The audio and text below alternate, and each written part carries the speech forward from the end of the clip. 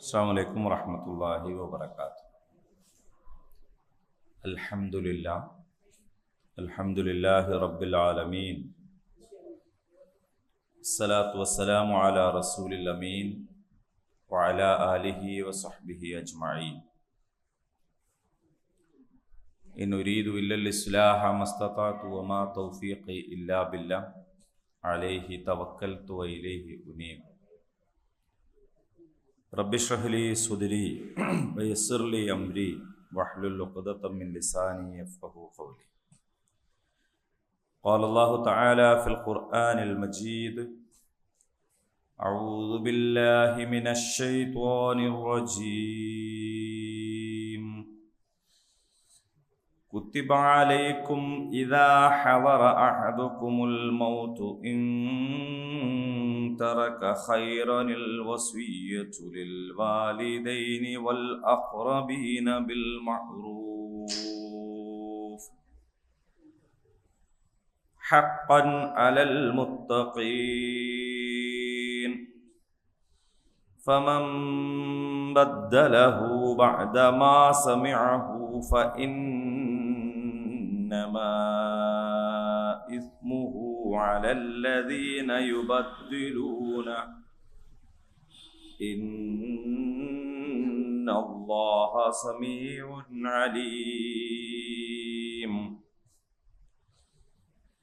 ഫമൻ ഖാഫ മിൻ മൂസിൻ ജനഫൻ ഔ ഇസ്മൻ ഫഅസ്ലഹ ബൈനഹും ഫലാ ഇസ്മ അലൈഹി ഇന്നല്ലാഹ ഗഫൂറുർ റഹീം.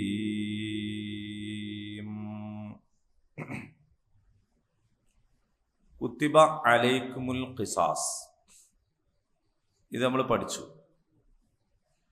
ഇനി വേറെ ഒരു കുത്തിബ.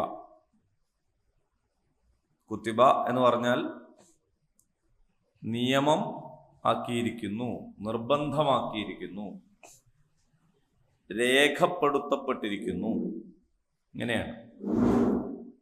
അപ്പോൾ കുത്തിബ അലൈക്കും, നിങ്ങൾക്ക് നിർബന്ധമാക്കിയിരിക്കുന്നു.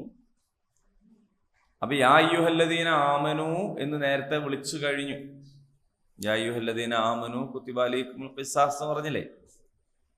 അപ്പൊ ആ വിളി നിലവിലുണ്ട്. ആ വിളി തന്നെയാണ് ഇതിനും ബാധകമാവുന്നത്. കുത്തിബ അലൈക്കും, വിശ്വാസികളെ നിങ്ങൾക്ക് നിർബന്ധമാക്കിയിരിക്കുന്നു. ഇദാ ഹളറ, ഹളറ ഹാളിർ നമ്മൾ പറയില്ലേ, ഹാളിർ എന്ന് പറയില്ലേ? എന്താ ഹളറ? ഹാളിർ എന്ന് പറയില്ലേ എപ്പോഴാ? പ്രസന്റ് എന്ന് പറയാനല്ലേ? ഹാജരാവുക. ഇദാ ഹളറ, ഹാജരായാൽ, അഹദക്കും, നിങ്ങളിൽ ഒരാൾക്ക്, അൽ മൗസ്, മരണം. അപ്പോൾ ഇദാ ഹളറ അഹദക്കുമുൽ മൗത്ത്, നിങ്ങളിൽ ഒരാൾക്ക്, നിങ്ങളിൽ ആർക്കെങ്കിലും മരണമാസന്നമായാൽ, ഇൻ തറക, അവൻ ഉപേക്ഷിക്കുന്നുവെങ്കിൽ, ഖൈറൻ, സമ്പത്ത്. സമ്പത്തിന് ഖുർആൻ ഖൈർ എന്ന് പറഞ്ഞിട്ടുണ്ട് കേട്ടോ. സമ്പത്ത് എന്ന് പറഞ്ഞാൽ ഒരു മോശപ്പെട്ട ഒരു സാധനം എന്നുള്ളത് അങ്ങനെ തോന്നേണ്ടതില്ല. മോശപ്പെട്ട സമ്പത്താണ് മോശം, നല്ല സമ്പത്താണ് നല്ലത് തന്നെയാണ്. അപ്പോ ഖുർആനിൽ വേറെയും സ്ഥലത്ത് ഭൗതിക വിഭവങ്ങൾക്ക് സമ്പത്തിന് ഖൈർ എന്ന് പറഞ്ഞതുണ്ട്. അപ്പൊ ഇവിടെയും ഇൻ തറക, അവൻ ഉപേക്ഷിക്കുന്നുവെങ്കിൽ, ഖൈറൻ, സമ്പത്ത് ഉപേക്ഷിക്കുന്നുവെങ്കിൽ, അൽ വസിയ്യതു ലിൽ വാലിദൈനി വൽ അഖ്റബീൻ, അൽ വസിയ്യതു, വസിയത്ത് ചെയ്യൽ, ലിൽ വാലിദൈൻ, മാതാപിതാക്കൾക്ക്, വൽ അഖ്റബീൻ, അടുത്ത ബന്ധുക്കൾക്ക്, ബിൽ മഅറൂഫ്, ന്യായമായ നിലയിൽ, ഹഖ്ഖൻ അലൽ മുത്തഖീൻ, ഹഖ്, ഹക്ക് തന്നെ നമുക്ക് അത് പറയലാണ്, മലയാളം പറയണതിനേക്കാൾ മനസ്സിലാവുക. ഹക്ക് ബാധ്യത, കടപ്പാട്, കടമ. അലൽ മുത്തഖീൻ, തഖ്വയുള്ളവരുടെ മേൽ അതാണ് ബാധ്യത. അപ്പൊ നിങ്ങളിൽ ആരെങ്കിലും മരണാസന്നരായാൽ അവർക്ക് ശേഷിപ്പ് സ്വത്തുണ്ടെങ്കിൽ മാതാപിതാക്കൾക്കും അടുത്ത ബന്ധുക്കൾക്കും ന്യായമായ നിലയിൽ വസിയത്ത് ചെയ്യാൻ നിങ്ങൾ ബാധ്യസ്ഥരാണ്. സൂക്ഷ്മതയുള്ളവർക്ക് ഇത് ഒഴിച്ചുകൂടാനാവാത്ത കടമയാകുന്നു. വമൻ ബദ്ദലഹു, ബദൽ എന്ന് പറഞ്ഞാൽ എന്താണ്? ബദൽ എന്ന് പറഞ്ഞാൽ എന്താ? മലയാളത്തിൽ ബദൽ എന്ന് പറഞ്ഞാൽ എന്താണ്? പകരം എന്ന് പറഞ്ഞാൽ ഒന്ന് മാറ്റുമ്പോഴാണല്ലോ പകരം ഉണ്ടാകുന്നത്. അപ്പൊ ബദ്ദല, മാറ്റി. മനസ്സിലായോ? അപ്പം അറബിയിൽ നിന്ന് വന്ന വാക്കാണ് ബദൽ മലയാളത്തിലേക്ക്. ബദ്ദലഹു, ആരെങ്കിലും മാറ്റിമറിച്ചാൽ ബഅദമാ സമിഅഹു, അത് കേട്ട ശേഷം. ഏത് കേട്ട ശേഷം?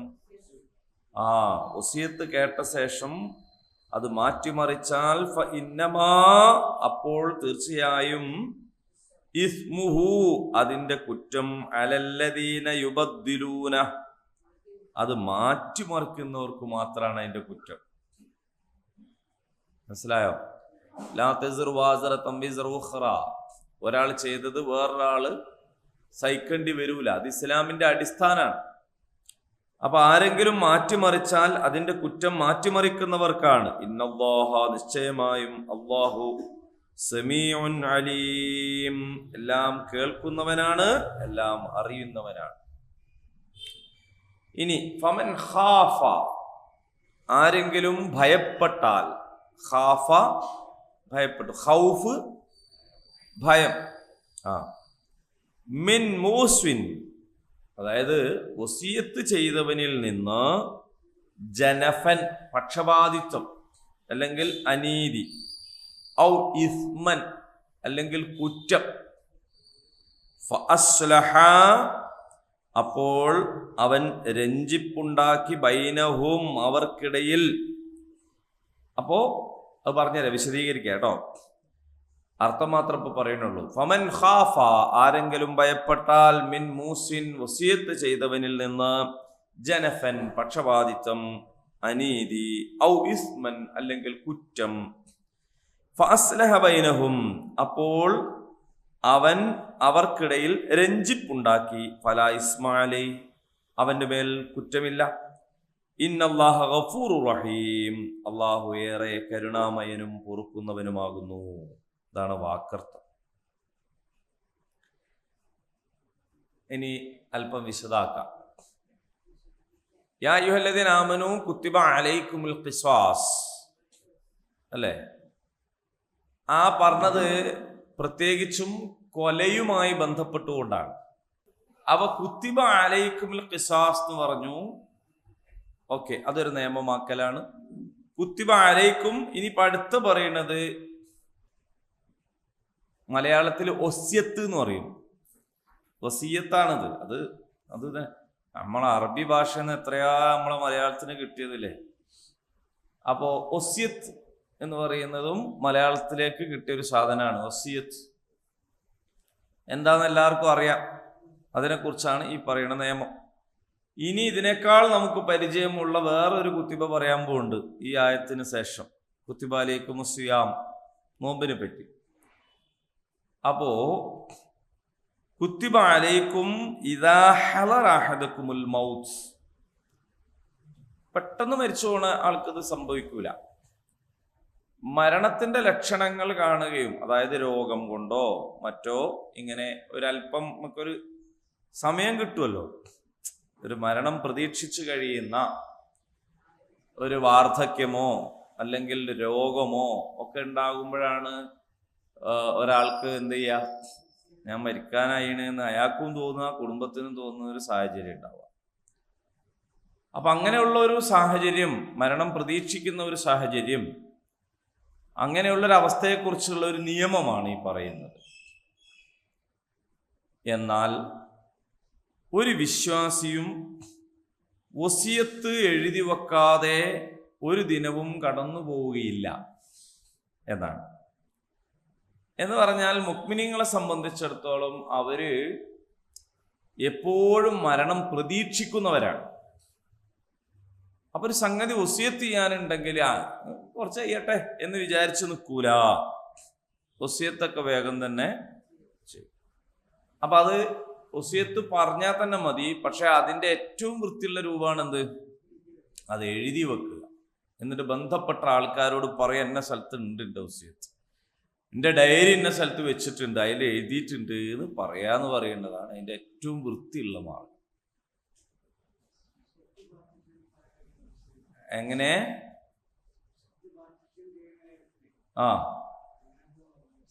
യെസ്, അതിലേക്ക് വരാം. അപ്പോൾ ഇതിപ്പോ ഒന്നിങ്ങനെ മനസ്സിലാക്കുക, വസിയത്ത് എന്ന് പറഞ്ഞൊരു സാധനം ഉണ്ട്. വസിയത്ത് എന്ന് പറഞ്ഞൊരു സംഗതി ഉണ്ട്. ആ വസിയത്ത് എന്ന് പറയുന്ന സംഗതി, വസിയത്ത് എന്ന് പറഞ്ഞാൽ സ്വത്വര്യക്കരുമായിട്ട് ബന്ധപ്പെട്ട് മാത്രമല്ല കേട്ടോ ഉള്ളത്. ഇപ്പൊ നമ്മൾ അങ്ങോട്ടും ഇങ്ങോട്ടൊക്കെ നടത്തുന്ന വസിയത്താണ്. ഇപ്പൊ ഖുത്ബയിലെ ഊസിക്കും എന്ന് പറയുന്നില്ലേ, നിങ്ങളെ വസിയത്ത് ചെയ്യുന്നു ബിത്തഖ്വ, തഖ്വ കൊണ്ട് വസിയത്ത് ചെയ്യലുണ്ട്, അതൊക്കെ ഉണ്ട്. ഈ പറയുന്നത് പക്ഷെ അതല്ല, ഈ പറയുന്നത് സ്വത്തുമായിട്ട് ബന്ധപ്പെട്ടാണ്. അതുകൊണ്ടാണ് ഇദാ ഹളറ അഹദകുമുൽ മൗത്ത്, മരണമാസന്നമായാൽ, ഇൻ തറക ഖൈറൻ, നിങ്ങൾ വല്ല സ്വത്തും അവശേഷിപ്പിക്കുന്നുണ്ടെങ്കിൽ. അപ്പോൾ ഇവിടെ രണ്ട് ഉപാധിയുണ്ട്. ഒന്ന്, ഇത് നിർബന്ധമാവും എപ്പോഴാണ്? മരണാസന്നാവുമ്പോഴാണ്. രണ്ട്, ഇൻ തറക എന്താണ് ഖൈറൻ, സമ്പത്ത് അവശേഷിപ്പിക്കുന്നവർക്കാണ്. മനസ്സിലായോ? അല്ലാണ്ട് വേറെ ആരോ കയ്യിലുള്ള സ്വത്തിന്റെ കാര്യത്തിൽ എനിക്ക് വസിയത്ത് ചെയ്യാൻ പറ്റൂല. ഞാൻ തന്നെ മക്കളെ ചെലവ് വന്നിട്ട് ജീവിക്കുക, എന്നിട്ട് ഞാൻ കുറെ ആൾക്ക് വസിയത്ത് ചെയ്യാൻ പറ്റൂല. അങ്ങനെയൊക്കെ ചെയ്യണവരുണ്ട്. അതുകൊണ്ടാണ് ഞാൻ പറയണത്. അതായത് മക്കള് പോറ്റിക്കും മൂപ്പരെ, അപ്പൊ തന്നെ മൂപ്പര് എന്ത് ചെയ്യും? ഇന്നത് ഇത്ര എത്തിങ്ങാനൊക്കെ അത്ര മറ്റേ ഇത്ര എന്നൊക്കെ പറഞ്ഞു വെക്കും. എന്നിട്ട് ആര് കൊടുക്കണം? മക്കൾ കൊടുക്കും. അങ്ങനില്ല. അവനവന്റെ കയ്യിൽ ചെലവഴിക്കാൻ മൂല്യമുള്ള കാശുണ്ടെങ്കിൽ അത് ഭൂസ്വത്തായിട്ടാവാം, കെട്ടിടങ്ങളായിട്ടാവാം, കാർഷിക വിഭവങ്ങളായിട്ടാവാം, സ്വർണമാകാം, വെട്ടിയിലെ പൈസയാകാം, ബാങ്ക് ബാലൻസ് ആവാം, എന്താണെങ്കിലും മതി. കയ്യിലുള്ള സ്വർണ്ണാവാം, വളയും മാലയും ചുറ്റും ഒക്കെ ആവാം. അപ്പൊ എന്താണോ ഖൈറായിട്ട് ഉള്ളത്, അപ്പൊ നിങ്ങൾ മരണമാസന്നമാവുക. രണ്ട്, നിങ്ങൾക്ക് കയ്യിൽ സ്വത്തുണ്ടാവുക. അപ്പോഴാണ് ഇത് നിർബന്ധമാവുക. ഇനി അതിൻ്റെ കൂടെ തഖ്വയുടെ ഒരു കൂട്ടലാണ് ഞാൻ നേരത്തെ പറഞ്ഞത്. എന്ത്? മരണമാസന്നമാവുക എന്ന് പറഞ്ഞാൽ ഇങ്ങനെ വയ്യാണ്ട് കിടക്കണ ഒരു കാലം വരട്ടെന്ന് കാത്തുക്കൂല. കാരണം നിങ്ങൾ പ്രഭാതമായാൽ പ്രദോഷത്തെ പ്രതീക്ഷിക്കരുത്, അല്ലേ? രാവിലായ വൈകുന്നേരം ആവുമെന്ന് പ്രതീക്ഷിക്കരുത്, വൈകുന്നേരമായ രാവിലെ ആവുമെന്ന് പ്രതീക്ഷിക്കരുത്. എപ്പോഴും മരിക്കാം. കാരണങ്ങൾ പലതാണ്. ഒരു കാരണവും ഇല്ലെങ്കിൽ നമ്മൾ പറയും കുഴഞ്ഞു വീണ് മരിച്ചു, ഇത്രേ ഉള്ളൂ. അപ്പൊ അതുകൊണ്ട് ഇതൊന്നും കാത്ത് വെക്കാൻ പാടില്ല, വേഗം ചെയ്യണം. എന്താണ് ചെയ്യേണ്ടത്? വസിയത്താണ് ചെയ്യേണ്ടത്. വസിയത്ത് ചെയ്യുക. ലിൽ വാലിദൈൻ, മാതാപിതാക്കൾക്ക്, വൽ അഖ്റബീൻ, അടുത്ത ബന്ധുക്കൾക്ക്, ബിൽ മഅറൂഫ്. ബിൽ മഅറൂഫ് എന്ന് പറഞ്ഞാൽ നാട്ടിൽ അറിയപ്പെട്ട നല്ല രീതി എന്നാണ് അർത്ഥം. എന്ന് പറഞ്ഞാൽ എന്താണ് മഅറൂഫ്? അറഫ എന്ന് പറഞ്ഞാൽ അറിഞ്ഞു എന്നാണ്. മഅറൂഫ് എന്ന് പറഞ്ഞാൽ അറിയപ്പെട്ടത്. അപ്പൊ നന്മ എന്ന് പറയുന്നത് അറിയപ്പെട്ട കാര്യമാണ്. ഓ, ഈ ഒരു കേട്ടുകേൾവില്ലാത്ത സംഗതിയാണല്ലോ ചെയ്തത് എന്ന് പറയൂലേ നമ്മൾ? ഒരു കുറ്റം ചെയ്താൽ, ഒരാളൊരു വേണ്ടാത്തരം ചെയ്തൊരു മോശത്തരം ചെയ്താൽ നമ്മൾ എന്താ പറയാ അതിനോട്? ഓ, അപ്പൊ എന്താണ് അതിന്റെ അർത്ഥം? കുറ്റകൃത്യങ്ങൾ എന്ന് പറയുന്നത് നാട്ടിൽ പ്രസിദ്ധമായ അറിയപ്പെട്ട രീതി ആയിരിക്കൂല.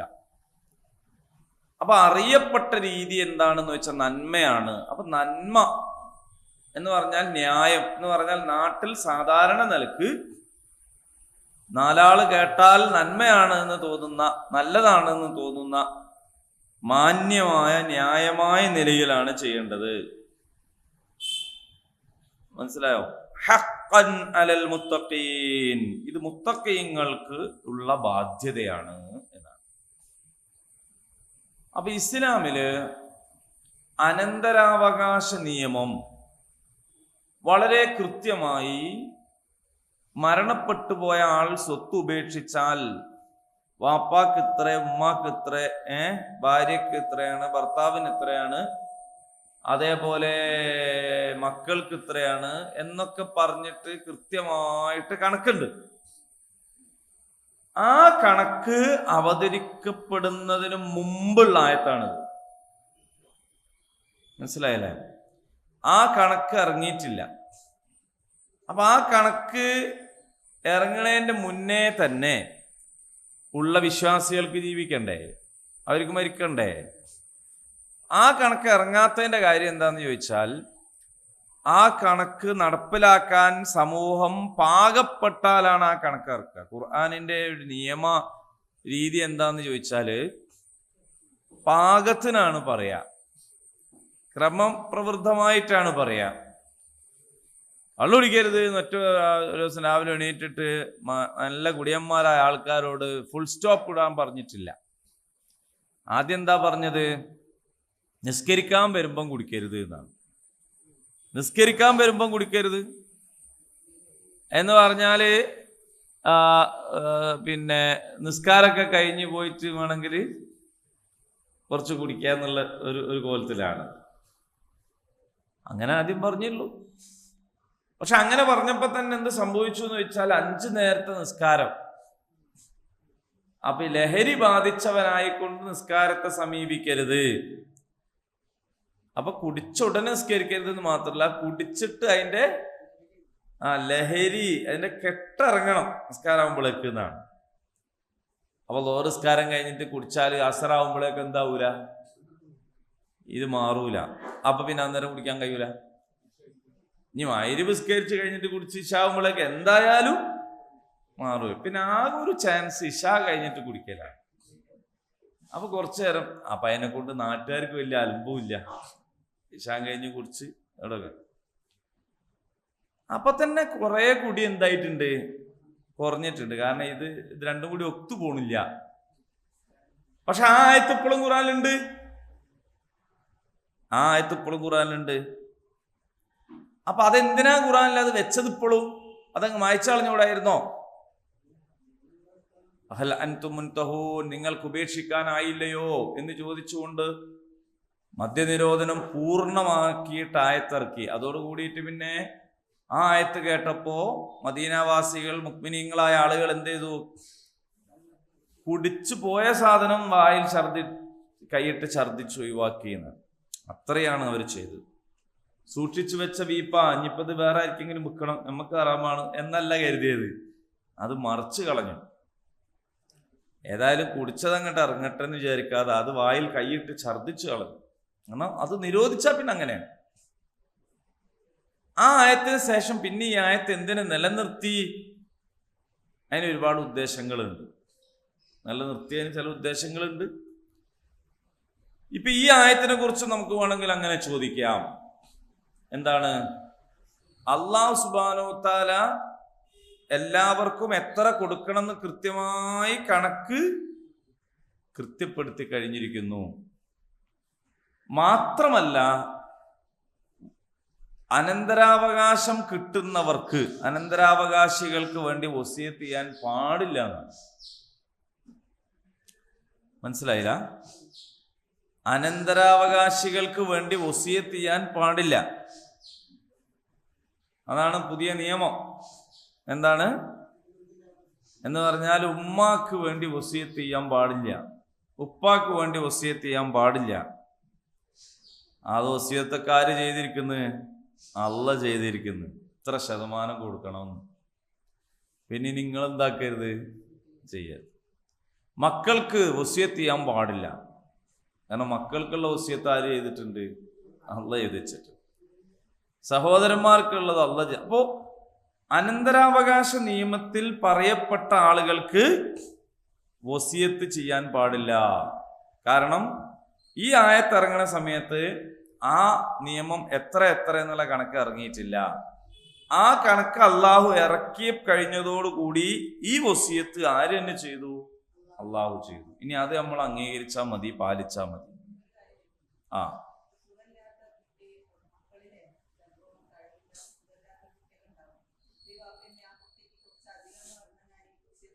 അത് പറ്റൂല. സുഖമുണ്ടോ സുഖമില്ല എന്നുള്ളതല്ല അനന്തരാവകാശത്തിന്റെ കണക്ക്. അതിന് വേറെ പല വഴികളുണ്ട്. ആ വഴികൾ വേറെയാണ്. അത് ഇതുമായിട്ട് ബന്ധപ്പെടുത്തേണ്ടതല്ല. ഇത് നിങ്ങൾ തിരിച്ചു ചോദിക്കി, മാതാപിതാക്കളെക്കാൾ വരുമാനമുള്ള ഒരു മോനുണ്ട്, ഭയങ്കര കോടീശ്വരനാണ്, ഓനൊന്നും കൊടുക്കണ്ട നിൽക്കാൻ പറ്റുമോ? ഓൻ വേണ്ടാന്ന് ഇയാളോട് പറയണ, ഇയാൾ മരിക്കണ്ടേ? നമ്മൾ ഈ അനന്തരാവകാശത്തെ ആള് ജീവിച്ചിരിക്കുമ്പോൾ തന്നെ കൊടുക്കണ പരിപാടിയായിട്ട് കണ്ടതുകൊണ്ടുള്ള പ്രശ്നം അത്. ഒരാൾ മരണപ്പെടണ്ടേ, എന്നാലല്ലേ അനന്തരാവകാശമുള്ളൂ. നമ്മളിപ്പോ എന്താ ചെയ്യണത്? അതെല്ലാം പൊളിച്ചിട്ട് അതന്നെ ആ പ്രശ്നമാണ് ഇതിലൊക്കെ കണ്ടുവച്ചിട്ട് പിന്നെ അഗതി മന്ദിരത്ത് പോയി കിടക്കണ വാപ്പയമ്മയൊക്കെ ഉണ്ട്. കണ്ടുവെക്കുക മാത്രമല്ല ഇതും കൊടുക്കൂ. അപ്പോ അനന്തരാവകാശമാണ് ഇസ്ലാം പഠിപ്പിക്കുന്നത്. ആള് ജീവിച്ചിരിക്കുമ്പോൾ അവകാശമല്ല, അനന്തരമാണ്. അപ്പോ ഒരു ഭിന്നശേഷിക്കാരനായ ഒരു കുട്ടി, അതിനെങ്ങനെയാണ് പരിപാലിക്കേണ്ടത്, അതിനെങ്ങനെ സംരക്ഷിക്കേണ്ടത് എന്നതിന് കൃത്യമായ വേറെ നിയമമുണ്ട്. ഇനി വാപ്പക്ക് ഒരു സ്വത്തും ഇല്ല എന്ന് വിചാരിക്കുക, അപ്പൊ ഈ കുട്ടി സംരക്ഷിക്കപ്പെടണ്ടേ? മനസ്സിലായോ? ഒരു കുട്ടി വാപ്പാന്റെ സ്വത്ത് കൊണ്ട് മാത്രമാണോ സംരക്ഷിക്കപ്പെടുക? വാപ്പാക്ക് സ്വത്തില്ലെങ്കിലും സംരക്ഷിക്കപ്പെടണ്ടേ? ഇനി ഭിന്നശേഷിക്കാരനാണ് തോനെ പൈസ ഉള്ളത് വിചാരിക്കുക, അപ്പോഴോ അങ്ങനെ സംഭവിക്കൂലേ? ഒരു ഭിന്നശേഷിക്കാരന് സമ്പത്ത് കൂടുതൽ ഉണ്ടായിക്കൂടെ? അങ്ങനെ ഉണ്ടാവാ. അപ്പൊ ഇത് അനന്തരാവകാശം എന്ന് പറയുന്നത് ബന്ധുത്വമാണ് അതിന്റെ അടിസ്ഥാനം. പണം ഉണ്ടോ പണമില്ല എന്നുള്ളതല്ല അടിസ്ഥാനം. അത് ബന്ധുത്വമാണ്. മക്കളാണോ, ഭാര്യയാണോ, അല്ലെങ്കിൽ ഭർത്താവാണോ, മാതാപിതാക്കളാണോ, ഈ നിലക്കാണ് അത് ഓഹരി വെക്കപ്പെടുക. അതിൽ നമ്മൾ കൈയെടുത്താൻ പാടില്ല. അപ്പൊ അത് അല്ലാഹു തആല നിയമമാക്കി കഴിഞ്ഞിരിക്കുന്നു, പിന്നെ അതിനെ മറികടക്കാൻ പാടില്ല. ഈ നിയമം വന്നത് എന്താന്ന്, ഈ ആയത്ത് എന്താന്ന് വെച്ചാൽ ആ നിയമം വരുന്നതിന്റെ മുമ്പുള്ള ആയത്താണ്. അപ്പൊ അതുകൊണ്ട് ഈ ആയത്തിന് എന്ത് ചെയ്യണം? ഇത് വേണ്ടാന്ന് വെക്കണോ? വേണ്ടാന്ന് വെക്കണ്ട.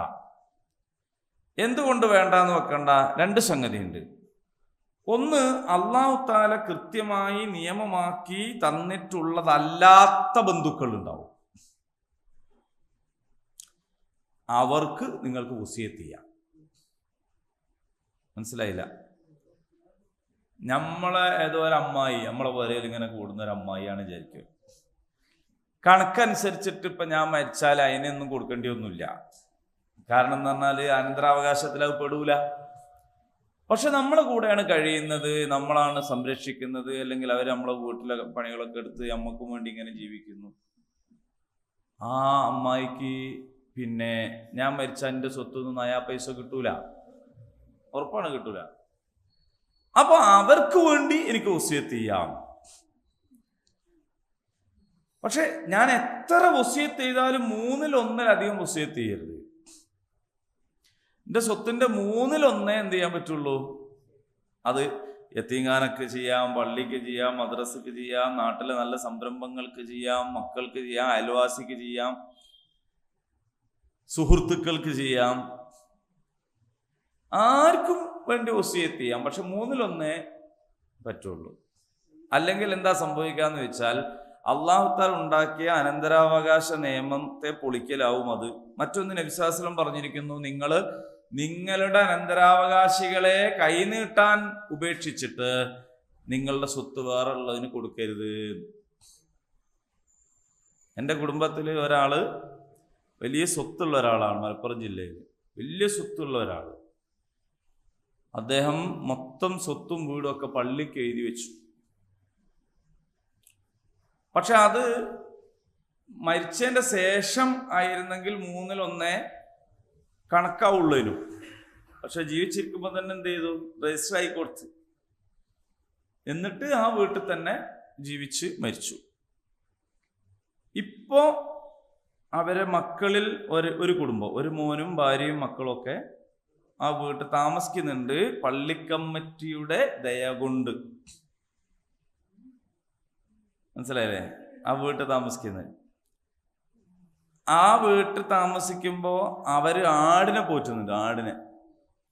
ആ ആടിന് ആ പറമ്പിലെ പ്ലാവിൽ നിന്ന് ഇല വെട്ടിയാൽ അതിന്റെ പൈസ ഒരു പള്ളി കമ്മിറ്റിന്റെ പെട്ടി കൊണ്ടിടും. കാരണം പള്ളിന്റെ മുതലാണ്, അന്യായമായി എടുക്കാൻ പാടില്ല. അവരെ മുറ്റത്തുണ്ടായ തെങ്ങുമല തേങ്ങ വലിക്കാൻ കമ്മിറ്റിക്കാരനാളാ വരിക, വലിച്ചുകൊണ്ടു. ഇവർക്ക് അരയ്ക്കാൻ തേങ്ങയാണ്, ഓരോട് കാശ് കൊടുത്ത് വാങ്ങും. അക്കണ്ട സ്വത്ത് മുഴുവനും ആരതായിരുന്നു? അവിടെ താമസിക്കുന്ന മോനും കുടുംബവും അല്ലാത്ത മറ്റു മക്കളൊക്കെ പലരും വാടക വീട്ടിലും വീടില്ലാണ്ടും അങ്ങനൊക്കെ കഴിയുകയാണ്. ഈ മനുഷ്യനെ അറിവില്ലാതെ ചെയ്തതായിരിക്കും. ആരോ പിന്നെ അദ്ദേഹം എനിക്ക് ഒരു വലിയ ത്യാഗം എന്നുള്ളതൊക്കെ ചെയ്തായിരിക്കും. ചിലപ്പോ അറിഞ്ഞുകൂടാത്തൊരു പ്രശ്നമായിരിക്കും. നല്ലൊരു മനുഷ്യനായിരുന്നു, നാട്ടിലെല്ലാവർക്കും വേണ്ടപ്പെട്ട ആളായിരുന്നു, ജീവിച്ചിരിക്കുമ്പോഴും എല്ലാവർക്കും ദാനം കൊടുത്ത ആളാണ്. ആര് ചെന്ന് ചോദിച്ചാലും എല്ലാം കൈ അയച്ചു കൊടുക്കുന്ന ആളാണ്. ഒരുപാട് ഭൂസ്വത്തുണ്ടായിരുന്നു. അത് മൊത്തം എന്ത് ചെയ്തു? പള്ളിക്ക് രജിസ്റ്റർ ചെയ്ത് കൊടുത്തിട്ടാണ് മരിച്ചത്. അപ്പൊ മരിക്കുന്നതിന് മുമ്പ് എഴുതി വെച്ചിട്ടേ ഉള്ളൂ ആയിരുന്നെങ്കിൽ 1/3 എന്താവുള്ളൂ ആവുള്ളൂ, മരണാനന്തരം എന്നുള്ള നിലക്ക്. ആദ്യം തന്നെ അങ്ങനെ ചെയ്യാൻ പാടില്ല എന്നാണ്. അപ്പൊ അനന്തരാവകാശികളെ തെണ്ടാൻ വിട്ടിട്ട് നിങ്ങൾ എന്ത് ചെയ്യരുത്? ഇത് ചെയ്യരുത് എന്നാണ്. അപ്പൊ വസിയത്ത് നിയമം ഇപ്പോഴും ഉണ്ട്. അനന്തരാവകാശികൾക്ക് വസിയത്ത് ചെയ്യരുത്. അല്ലാത്ത ആളുകൾ ഉണ്ടാവും, അവർക്ക് നമ്മൾ എന്ത് ചെയ്യണം? വസിയത്ത് ചെയ്യണം. ഇപ്പൊ മകൻ മരിച്ചു പോയാൽ മകന്റെ കുട്ടിക്ക് സ്വത്ത് കിട്ടൂല. അപ്പൊ ആ കുട്ടിക്ക് എന്ത് ചെയ്യണം? വസിയത്ത് ചെയ്യണം. അതിലെന്താ സംശയം? ആരുടേതാണ് സ്വത്ത്? അനന്തര സ്വത്തല്ലേ കൊടുക്കേണ്ടത്, അല്ലേ? ഇപ്പൊ ഞാന് ജീവിച്ചിരിപ്പുണ്ട്, എൻ്റെ മകൻ മരിച്ചുപോയി, മകന്റെ മകന് എൻ്റെ സ്വത്തൊന്നും കിട്ടൂല. എന്തുകൊണ്ട് കിട്ടൂല? എൻ്റെ മകന് സ്വത്തില്ലല്ലോ. എൻ്റെ മകൻ ഇല്ല, മരിച്ചുപോയി. അപ്പൊ എൻ്റെ മകന് സ്വത്തില്ല. ശ്രദ്ധിക്കേ, എൻ്റെ മകന് സ്വത്തില്ല. എനിക്ക് സ്വത്തുണ്ടെങ്കിലല്ലേ എൻ്റെ മകന് സ്വത്ത് കിട്ടുള്ളൂ, അല്ലേ? എനിക്ക് സ്വത്തുണ്ടെങ്കിലേ എൻ്റെ മകന് കിട്ടുള്ളൂ. അപ്പൊ ഞാൻ ആദ്യം മരിച്ചു പോയാൽ എനിക്ക് സ്വത്തില്ലല്ലോ, പിന്നെ എങ്ങനെ എൻ്റെ മോന് കിട്ടുക? ആള് വിവരമില്ലാണ്ട് വിമർശിക്കാൻ. അതെ, അത് ആളുകൾക്ക് ശരീഅത്ത് അറിയാത്തതുകൊണ്ടാണ്. കാരണം ഒരാൾ മരിക്കാൻ കാത്തുക്കണോ അനാഥകളെ സംരക്ഷിക്കാൻ? വേണോ? ഇപ്പൊ ഞാൻ മരിച്ചുപോയി, എൻ്റെ മക്കളെ നോക്കാൻ എൻ്റെ വാപ്പ മരിക്കണവരെ കാത്തുക്കണോ? വേണോ? ഞാൻ മരിച്ചുപോയി, എൻ്റെ മക്കൾ അനാഥരായി, പിന്നെ എൻ്റെ വാപ്പ മരിക്കണ സമയത്ത് ആ സ്വത്ത് എൻ്റെ മക്കൾക്ക് കിട്ടൂല എന്നുള്ളതാണല്ലോ പ്രശ്നം. ഞാൻ മരിച്ചു പോയാൽ എൻ്റെ മക്കളെ നോക്കാൻ എൻ്റെ വാപ്പ മരിക്കണവരെ കാത്തുക്കണം എന്നത് എന്ത് നിയമ? അപ്പൊ എന്ത് ചെയ്യാം? അനാഥ സംരക്ഷണം എന്നുള്ള നിലയിൽ എൻ്റെ മക്കളെ എൻ്റെ അനുജന്മാരും ജ്യേഷ്ഠന്മാരും നോക്കണ്ടേ? അപ്പൊ അവർക്കല്ലേ സ്വത്ത് കിട്ടേണ്ടത്? അങ്ങനെ എൻ്റെ മക്കളെ നോക്കാന് നോക്കിയെങ്കിലല്ലേ എന്ന് ചോദിച്ചാൽ ഇപ്പോ അത് ഇതിലൊന്നും ബാധകമല്ലല്ലോ. ഇപ്പൊ നമ്മളെ ശരിക്കും ഇപ്പൊ ഇതൊന്നും അല്ലാത്തൊരു നിയമം വിചാരിച്ചോ? നോക്കിയെങ്കിലല്ലേ നിങ്ങളൊരു ചോദ്യമുണ്ട്. ആ ചോദ്യം എല്ലാത്തിലും ബാധകല്ലേ? എൻ്റെ വാപ്പൻ്റെ സ്വത്ത് എനിക്ക് കിട്ടും, എൻ്റെ മക്കളെ അതാണല്ലോ കിട്ടുക. എൻ്റെ വാപ്പൻ്റെ എനിക്ക് കിട്ടിയ സ്വത്ത് മൊത്തം ഞാൻ അങ്ങോട്ട് നശിപ്പിച്ചാൽ എൻ്റെ മക്കൾക്ക് എന്തോ കിട്ടുമോ? അങ്ങനെ ചിന്തിച്ചോക്ക്. ഞാൻ ആദ്യം മരിച്ചില്ല, എൻ്റെ അനിയന്മാരോ ജ്യേഷ്ഠന്മാരോ ഒന്നും മരിച്ചില്ല, വാപ്പന്നെ ആദ്യം മരിച്ചു, വാപ്പക്ക് കണ്ടമാനം സ്വത്ത് ഉണ്ടായിരുന്നു. ഈ സ്വത്തെല്ലാം കൂടി ഞങ്ങൾ മക്കൾക്ക് ഓരോരുത്തർക്കും കിട്ടി. നിങ്ങൾക്ക് അതിലൊരു കുഴപ്പമില്ലല്ലോ, ഇല്ല. എന്നിട്ട് ഞങ്ങൾ പിന്നെ ഓരോരുത്തരിങ്ങനെ മരിക്കുമ്പോൾ ഞങ്ങളെ മക്കൾക്കും ആ സ്വത്ത് കിട്ടുന്നു, അതിലും നിങ്ങൾക്ക് കുഴപ്പമില്ലല്ലോ, ഇല്ല. പക്ഷെ എൻ്റെ വാപ്പൻ്റെ സ്വത്ത് എനിക്ക് കിട്ടിയതിൻ്റെ പിറ്റേന്ന് തന്നെ ഞാനത് കണ്ടമാനാക്കി നാശാക്കി, വിറ്റ് തൊലച്ച്. ഞാൻ മരിക്കും എൻ്റെ മക്കൾക്ക് സ്വത്ത് കിട്ടുമോ? കിട്ടുമോ? ഓലെന്ത് കുറ്റം ചെയ്തു? ഓൽക്കെന്തോ കിട്ടുമോ? അതേസമയത്ത് എൻ്റെ അനിയൻ്റെ മക്കൾക്ക് ഇഷ്ടം പോലെ കിട്ടും. കാരണം എന്താ? ഓന് കിട്ടിയത് ഓൻ നല്ല ആൾക്ക് കൊണ്ടുവരുന്ന്. അപ്പോൾ ഓൻ മരിച്ചപ്പോൾ എൻ്റെ മക്കൾക്ക് കിട്ടി. അപ്പം ഞാൻ നാശാക്കിയാൽ എൻ്റെ മക്കൾക്ക് കിട്ടുമോ? കിട്ടൂല. അതൊരു മനുഷ്യൻ ഫസാദ് ഉണ്ടാക്കി കഴിഞ്ഞാൽ ആ ഫസാദിന്റെ ഫലം അയാളും കുടുംബവും അതല്ലേ വത്തഖൂ ഫിത്നത്തും ലാ തുസീബന്നല്ലദീന ളലമൂ മിൻകും ഖാസ്സ. നിങ്ങളിൽ കുറ്റം ചെയ്തവരെ മാത്രം ബാധിക്കുന്നതല്ലാത്ത ഫിത്നയെ നിങ്ങൾ കരുതിക്കോ എന്ന് പറഞ്ഞത് അതുകൊണ്ടാണ്. ഞാനൊരു കുറ്റം ചെയ്താൽ അതിന്റെ ഫിത്ന എനിക്ക് മാത്രമല്ല ഉണ്ടാവുക, അതിൻ്റെ മക്കൾക്കും കുടുംബത്തിനൊക്കെ ഉണ്ടാവും. എൻ്റെ മക്കൾ ചെയ്താൽ എനിക്കും ഉണ്ടാവില്ലേ? നാട്ടിലെ ഏതോ ഒരുത്തനെ കഞ്ചാവ് കേസ് പിടിക്കണമാതിരിയാണോ? നഊദു ബില്ലാഹ് സുബ്ഹാനല്ലാഹ്. എൻ്റെ മക്കളെ പിടിച്ചാൽ അല്ല. എന്താന്ന് വെച്ചാൽ അങ്ങനെയാണ്. അപ്പൊ അതുകൊണ്ട് ഓരോ ആളുകളും ചെയ്യുന്നതിനും പറയുന്നതിനും അവരുടെ മക്കൾക്കും മാതാപിതാക്കൾക്കും ഭാര്യക്കും ഭർത്താവിനും ഒക്കെ അതിന് ഗുണവും കിട്ടും ദോഷവും കിട്ടും. നിങ്ങളെ മക്കൾക്ക് ആർക്കെങ്കിലും ഒരാൾക്ക് റാങ്ക് കിട്ടിയാൽ നിങ്ങൾ നല്ല ഉഷാറായിട്ട് മുന്നേ തന്നെ പോയിരിക്കൂലേ സമ്മാനം സദസ്സിൽ? നിങ്ങൾ ചിലപ്പോൾ ഒന്നും എഴുതിയിട്ടുണ്ടാവില്ല. നിങ്ങൾ ചിലപ്പോൾ പണിക്ക് പോകാൻ പറഞ്ഞിട്ട് കേൾക്കാണ്ട് പോകാൻ പിന്നെയും കോഴ്സിന് ചേർന്ന് പഠിച്ചതേക്കും. പക്ഷെ ഒന്ന് റാങ്ക് കിട്ടിയൊക്കെ ഇപ്പോൾ നിങ്ങളെ റാങ്ക് ജേതാവിൻ്റെ മാതാവിന് എന്താണ് പറയാനുള്ളത്? ഞങ്ങൾ വളരെയധികം അങ്ങനെയൊക്കെ പറയാം. എന്താ കാര്യം? പ്രോത്സാഹനം. അപ്പൊ ഗുണവും അങ്ങനെയാണ്, ദോഷവും അങ്ങനെയാണ്. അപ്പൊ ഇസ്ലാമിലെ നിയമം വളരെ കൃത്യമാണ്. സ്വത്തുള്ള ആൾ മരിച്ചാൽ അയാളുടെ അനന്തരാവകാശികൾക്കാണ് സ്വത്ത് കിട്ടുക. മനസ്സിലായോ? ഇനിയിപ്പോ ഇതേ ചോദ്യങ്ങൾക്ക് ഒരുപാട് വികസിപ്പിച്ച് ചോദിക്കാൻ പറ്റൂ. അപ്പോഴൊക്കെ നിങ്ങൾക്ക് അതിന്റെ പ്രശ്നം എന്താണെന്ന് മനസ്സിലാവും. ഒരു അനന്തരാവകാശ നിയമം ഒരു കണക്കാണ്. കണക്കിന്റെ പ്രത്യേകത എന്താണ്? മാത്സിന്റെ പ്രത്യേകത എന്താണ്? അതിൽ നമ്മുടെ ഫീലിങ്ങിനല്ല സ്ഥാനം. കണക്കിൽ കണക്ക് തന്നെയാണ് അല്ലേ? നിങ്ങൾ ഒരു പിന്നെ കണക്കനുസരിച്ച് പൈസ ഒരിച്ച് അപ്പൊ ഇങ്ങനെ പൈസ ഒരിച്ചിട്ട് ഓരോരുത്തർക്ക് കൊടുക്കുമ്പോൾ ഒരുത്തന്നെ മോഹം കണ്ടോ പാവം 10 റുപ്യ വേണ്ടി കൊടുക്കട്ടെ എന്ന് വിചാരിച്ചാൽ മറ്റവന്റെ 10 റുപ്യ എന്താവും? ഓന് കിട്ടേണ്ടി കുറയൂലേ? കണക്കാണല്ലോ. ഇനി നിങ്ങൾ എല്ലാവർക്കും ഓരച്ച് കഴിഞ്ഞ് എന്നിട്ട് അതിലൊരുത്തം വിചാരിക്കാൻ എനിക്ക് കിട്ടിയ 10 റുപ്യ കൂടി ഇവന് കൊടുക്കാം, ആർക്കോ കുഴപ്പമുണ്ടോ? ഒരു കുഴപ്പമില്ല.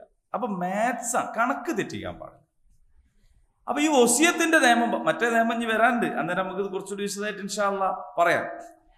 വസിയത്തിന്റെ നിയമത്തിൽ ഇത്രയേ ഉള്ളൂ. അപ്പൊ മകൻ മരിച്ചു പോയാൽ, മകൾ മരിച്ചു, അപ്പൊ അവരെ മക്കൾക്കൊക്കെ എന്ത് ചെയ്യാം? വസിയത്ത് ചെയ്യാം. വസിയത്ത് നിയമം നിർബന്ധമാണല്ലോ.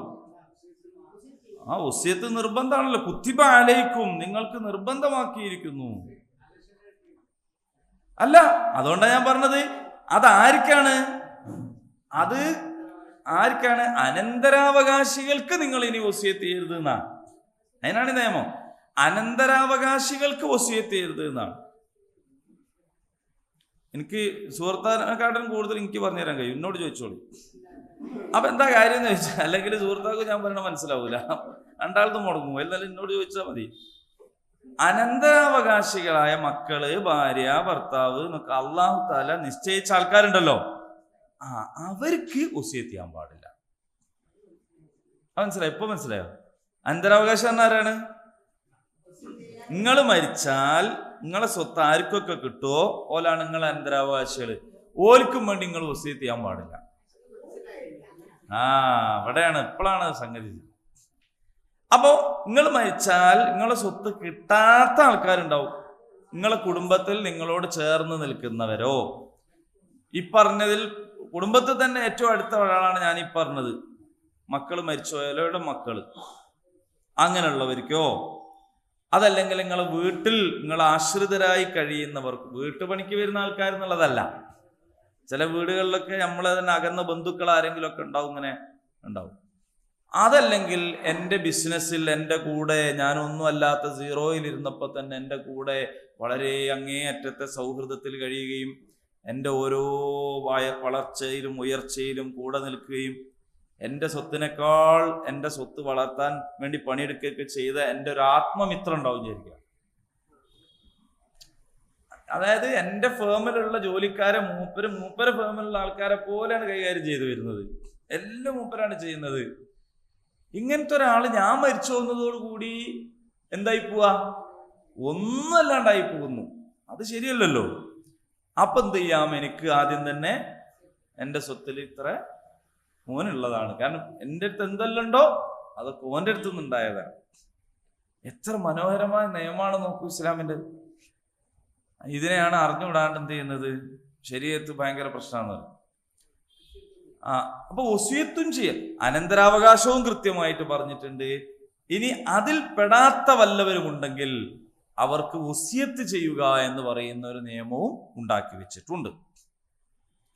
ഹഖ്ഖൻ അലൽ മുത്തഖീൻ, ഇത് മുത്തഖീങ്ങളുടെ ബാധ്യതയാണ് എന്നാണ് പറയുന്നത്. മനസ്സിലായോ? ബാധ്യതയാണ്. ഇനി ഈ ആയത്തിന് വേറെ ഒരു സംഗതി കൂടി ഞാൻ പറഞ്ഞുതരാം. അതെന്താന്ന് ചോദിച്ചാല്, അനന്തരാവകാശ നിയമങ്ങൾ ഇനി പറയാൻ പോണേ ഉള്ളൂ. ഇൻ കേസ് നമ്മളിപ്പോൾ നാട്ടിലൊക്കെ ഉള്ള പോലെ നിങ്ങൾക്ക് മുസ്ലിങ്ങൾക്ക് ഒരു അനന്തരാവകാശം നിയമം, മറ്റവർക്ക് ഒരു ഇതൊന്നും പറ്റൂല, എല്ലാവർക്കും ഒറ്റ നിയമം നിയമം വന്നു വിചാരിച്ചു. അങ്ങനെയാണല്ലോ ഇപ്പോൾ പറയണേ. അന്നേരം നമ്മൾ യായത്തെടുക്കും. അപ്പൊ നമ്മൾ എന്താക്കാൻ നിൽക്കൂല? അനന്തരാവകാശത്തിലേക്കുള്ള കാത്തുക്കൂല. ഉമ്മക്ക് ഇത്ര, വാപ്പക്ക് ഇത്ര, വക്കക്ക് ഇത്ര വസിയത്ത് ചെയ്യും. മനസ്സിലായോ നിങ്ങൾക്ക്? നമ്മളെ തോൽപ്പിക്കാൻ നിങ്ങൾക്കാവൂല. അതാണ് ദീനുൽ ഇസ്ലാം. നിങ്ങളുടെ വിവാഹ നിയമം പറ്റൂല, നിങ്ങളുടെ അനന്തരാവകാശ നിയമം പറ്റൂല, നിങ്ങൾ വേറൊന്നും പറ്റൂല എന്നും പറഞ്ഞാൽ അപ്പൊ നമ്മൾ ഈ ആയത്തെടുക്കും. അപ്രിയമാവും. അതിനാണിത്. അപ്പൊ ഈ നിയമം എടുക്കൂ. കാരണം എന്താണ്? മറ്റേത് തടയപ്പെട്ടു. അത് തടയപ്പെട്ടാൽ ഇത് എടുക്കും. അപ്പൊ ഇത് എടുത്തിട്ട് നമ്മൾ എന്ത് ചെയ്യും? ബാപ്പാക്ക് ഇത്ര, ഉമ്മക്ക് ആദ്യം പറഞ്ഞ നമ്മളൊക്കെ അറിയല്ലോ. അതിനോൽക്ക് പ്രശ്നമില്ലല്ലോ. ഇഷ്ടദാനം ചെയ്യുന്നതിന് പ്രശ്നമുണ്ടോ? ആദ്യം തന്നെ ഇഷ്ടദാനം ചെയ്യും. അപ്പൊ അള്ളാഹുവിന്റെ ദീനനുസരിച്ച് നിങ്ങൾക്ക് എവിടെയും ജീവിക്കണ്ടേ? അതിനൊക്കെ ആവശ്യമായതൊക്കെ ഇതിലുണ്ട്. അതാണ് വെറുതെ പറയല്ല. അപ്പൊ ഏതായാലും ഇപ്പോഴത്തെ നമ്മുടെ സാധ്യതയും അവസ്ഥയും അനുസരിച്ചുകൊണ്ട് നമ്മുടെ പേഴ്സണൽ ലോ തന്നെയാണ് നമ്മളിവിടെ പ്രാക്ടീസ് ചെയ്യുന്നത് എന്നതുകൊണ്ട് നമ്മൾക്ക് എന്താണോ നിയമം പറഞ്ഞിട്ടുള്ളത് അതനുസരിച്ച് തന്നെ മുന്നോട്ട് പോകാം. ആ നിയമത്തിൽ ഇല്ലാത്ത വല്ലവരും ബാക്കിയാവുന്നുണ്ടെങ്കിൽ അവർക്ക് വേണ്ടി വസിയത്ത് ചെയ്യുകയും ചെയ്യാം. അപ്പൊ ആർക്കെങ്കിലും സ്വത്തുണ്ട്, അങ്ങനത്തെ ആരെ ഉണ്ടെങ്കിൽ വേഗം പോയി എഴുതിച്ചോളൂ.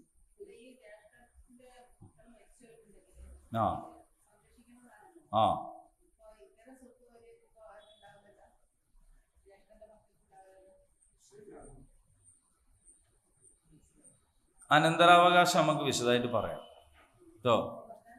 നിങ്ങളതിൽ ഫിക്റാവണ്ട, ബേജാറാവണ്ട. ഇത് അനന്തരാവകാശ നിയമമല്ല. അനന്തരാവകാശ നിയമമാണെങ്കിലും ഇത് വസിയത്ത് നിയമമാണ്. വസിയത്ത് നിയമം ഉണ്ടെന്ന് മനസ്സിലായില്ലേ?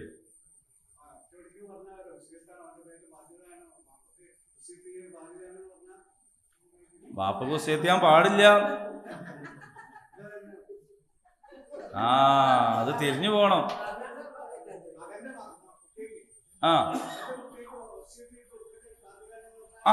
അതൊക്കെ അത് കഴിഞ്ഞു. അത്രേ ഉള്ളൂ. അവർക്ക് മാത്രല്ല. മതി. അങ്ങനെ പറഞ്ഞാലൊന്നും മതിയാവില്ല. കാരണം ഓല പ്രശ്നം സ്വത്ത് ഇട്ടൊന്നും കിട്ടാത്തതൊന്നല്ല. ഓല പ്രശ്നം ദീനുൽ ഇസ്ലാമിനെ വിമർശിക്കുക എന്നുള്ളതാണ്.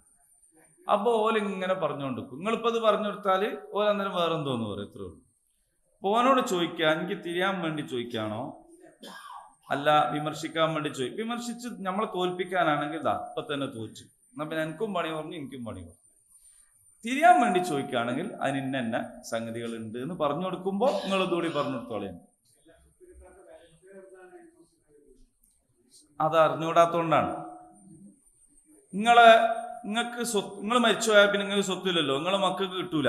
അപ്പൊ അവർക്കൂടെ അനീതിയല്ലേ, അവരെന്ത് ചെയ്യും എന്നൊക്കെ ഞാൻ ചോദിക്കും. എൻ്റെ വീട്ടിന്റെ അടുത്തൊരുത്തനുണ്ട്, ഞാനും അവനും ഒന്നിച്ച് കച്ചവടം തുടങ്ങി. അല്ലെങ്കിൽ വീട്ടിന്റെ അടുത്താവണ്ട, ഞാനും എൻ്റെ അനിയനും ഞങ്ങൾ ഒന്നിച്ച് കച്ചവടം തുടങ്ങി. വേറെ വേറെ ഫേമാണ്.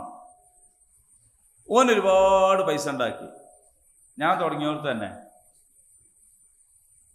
എൻ്റെ മക്കളും ഓൻ്റെ മക്കളും ഒക്കെ ഒരേപോലെയാണ്.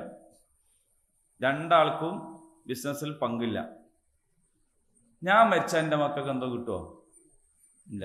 എൻ്റെ അനിയൻ മരിച്ചാലോ ഒരേപോലെ വളർന്ന പേരക്കുട്ടികളല്ലേ. അത് കണ്ടോ ഓൽക്ക് എത്ര കിട്ടിയത്, ഇവന്റെ മക്കൾക്ക് ഒന്നുമില്ലല്ലോ എന്നാരോ പറയോ? പറഞ്ഞിട്ട് കാര്യമുണ്ടോ?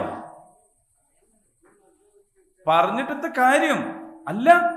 വ്യത്യാസം എന്താണ്? എൻ്റെ അനിയന്റെ മക്കൾക്ക് കിട്ടാൻ കാരണം എന്താണ്? അവന് സ്വത്തുണ്ട് എന്നുള്ളത് കൊണ്ടാണ്. എൻ്റെ മക്കൾ കിട്ടാതിരിക്കാൻ കാരണം എന്താണ്? എനിക്ക് സ്വത്തില്ല എന്നുള്ളത് കൊണ്ടാണ്. അതിന് എൻ്റെ കുട്ടികളോ എൻ്റെ അനിയന്റെ കുട്ടികളോ എന്തൊക്കെ പങ്കുണ്ടോ? ഇല്ല. ഒരു പണിയെടുക്കാത്ത എൻ്റെ അനിയന്റെ മക്കൾക്ക്, ഒരു പണിയെടുക്കാത്ത അനിയന്റെ അല്ല, അനിയന്റെ ഒരു പണിയെടുക്കാത്ത മക്കൾക്ക് സ്വത്ത് കിട്ടുന്നു. ഒരു പണിയെടുക്കാത്ത എൻ്റെ ഒരു പണിയെടുക്കാത്ത മക്കൾക്ക് സ്വത്ത് കിട്ടുന്നില്ല. രണ്ട് കുട്ടികളും സമാണ്. പക്ഷെ കുറച്ചു ആൾക്ക് കിട്ടുന്നു, കുറച്ചാൾക്ക് കിട്ടുന്നില്ല. അപ്പൊ ഇവിടെ ഇരിക്കണം നിങ്ങൾ എന്നെ പറ്റി പറയാ. നിങ്ങളിലൊക്കെ വാപ്പാരിട്ട് ചോയിൽ വ്യത്യാസമല്ലേ? ഓരോരുത്തരെയും നോക്കി സ്വത്ത് കണ്ടമാനം വാപ്പാരടുത്തും കിട്ടിയവരില്ലേ? നയാ പൈസ വാപ്പാരടുത്തും കിട്ടാത്തവരില്ലേ? നിങ്ങൾ എന്തൊക്കെ പ്രത്യേകിച്ച് ചെയ്തിട്ടാണോ കിട്ടാത്തത്? മറ്റാളെന്തോ ചെയ്തിട്ടാണോ കിട്ടിയത്? അല്ല. നിങ്ങൾ ആകപ്പാടെ ജീവിതം ദുനിയാവാന്ന് വിചാരിച്ചിട്ടാണ് ഈ പ്രശ്നമൊക്കെ. നിങ്ങൾ ജീവിതം എന്ന് പറഞ്ഞാൽ എവിടെയാണ്? ദുനിയാവ് മാത്രമാണെങ്കിൽ ഇത് മാത്രമല്ല, ഒരുപാട് പ്രശ്നം വേറെയും കിടക്കുന്നുണ്ട്.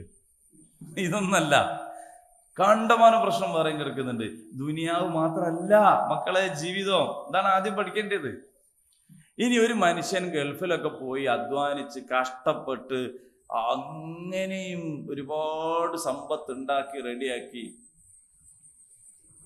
അയാൾക്ക് ആകെ വേണ്ടത് ഉച്ചക്ക് 2 ചപ്പാത്തി, രാത്രി കക്കിരിയും പിന്നെ വേറെന്തോ ഒരു സാധനവും. അതിലപ്പുറം തിന്നൂടാ.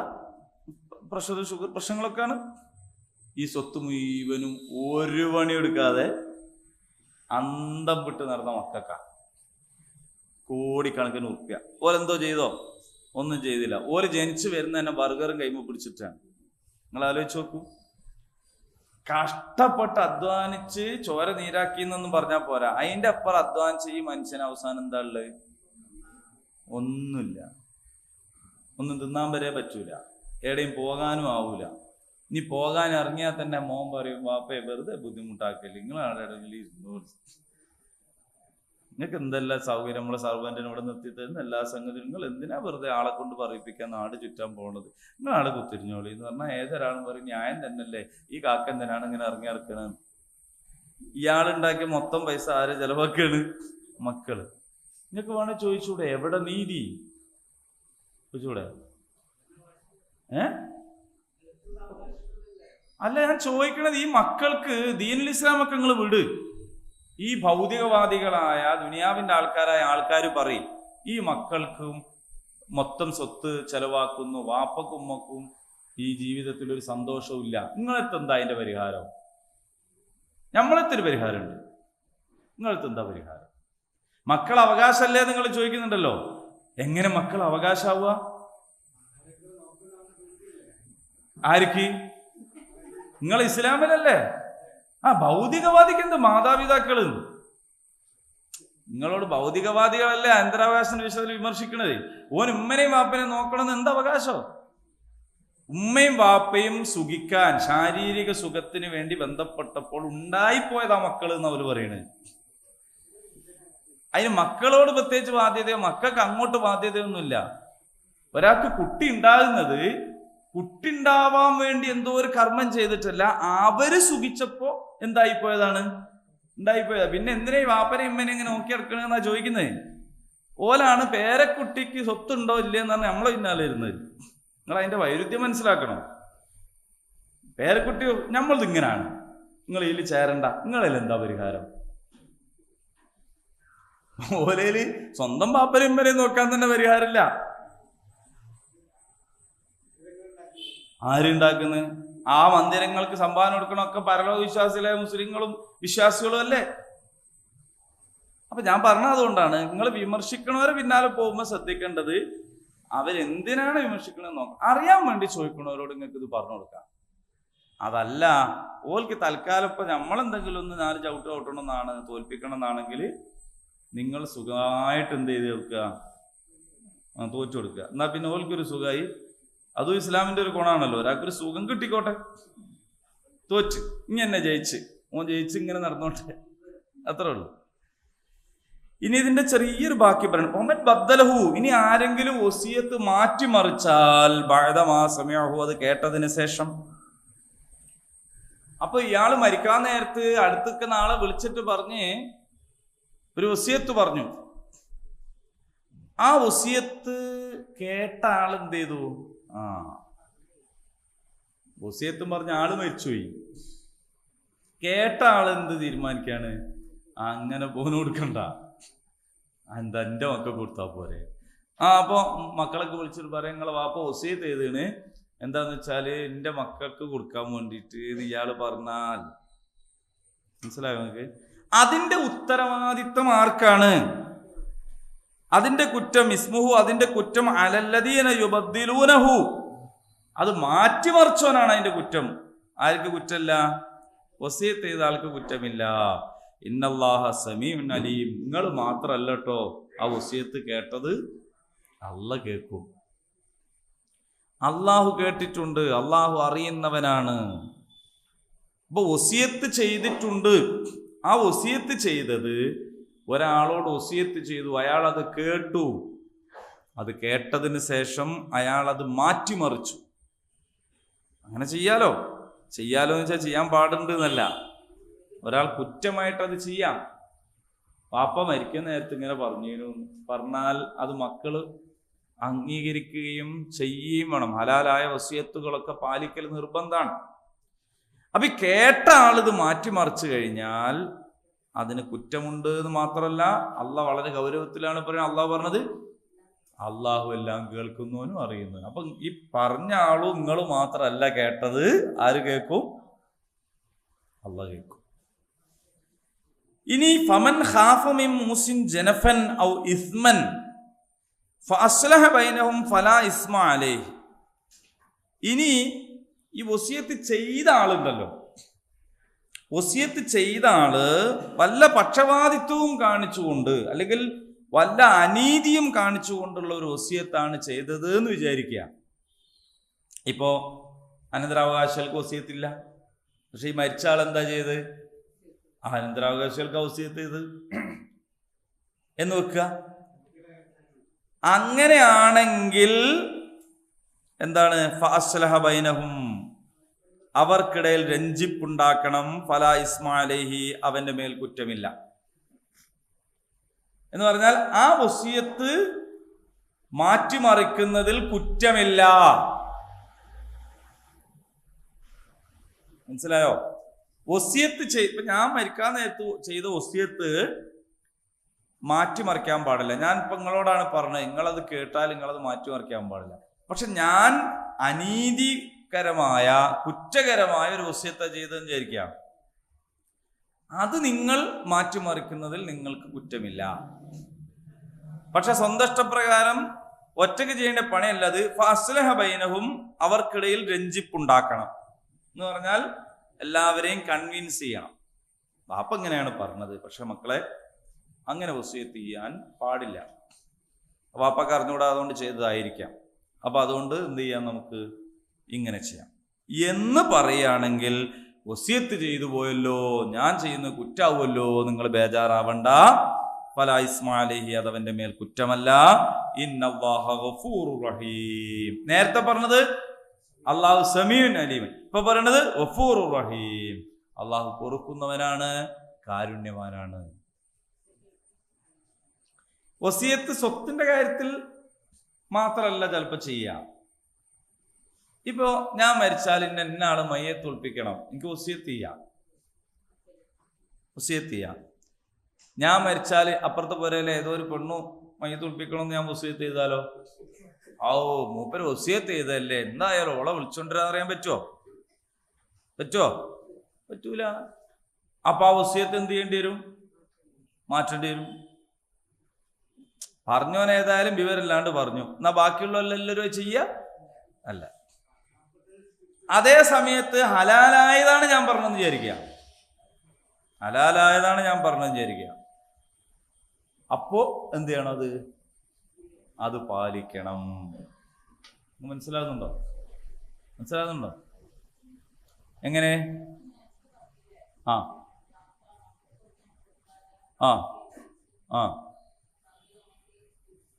അല്ല, അതിന്റെ പ്രശ്നമോ അനന്തരാവകാശം ആയിരുന്നെങ്കിൽ എന്താവൂലായിരുന്നു? പള്ളിയിൽ കൊടുക്കാൻ കഴിയില്ലായിരുന്നു, 1/3 പറ്റുള്ളായിരുന്നു. ഇത് ജീവിച്ചിരിക്കുമ്പോൾ നിങ്ങൾ സ്വത്ത് മൊത്തം തന്നെ ഒരാൾക്ക് രജിസ്റ്റർ ചെയ്താലും അത് നിയമമാണ്. അത് പിന്നെ ഒന്നും ചെയ്യാൻ കഴിയില്ല. ഇത് അങ്ങനെ ചെയ്തു കളഞ്ഞതുകൊണ്ടാണ് പ്രശ്നം. അവര് എന്ത് ചെയ്തു? അല്ല, പള്ളി കമ്മിറ്റിക്ക് ചെയ്യുന്നതിനും പ്രശ്നമുണ്ട് നിയമപരമായിട്ട്. രജിസ്റ്റർ ചെയ്ത് കഴിഞ്ഞില്ലേ?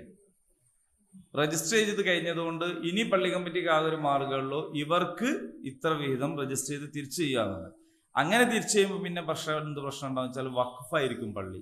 വഖഫ് ബോർഡ് രജിസ്റ്റർ ചെയ്താണെങ്കിൽ സ്വത്ത് മൊത്തം എങ്ങോട്ട് പോയിണ്ടാവും?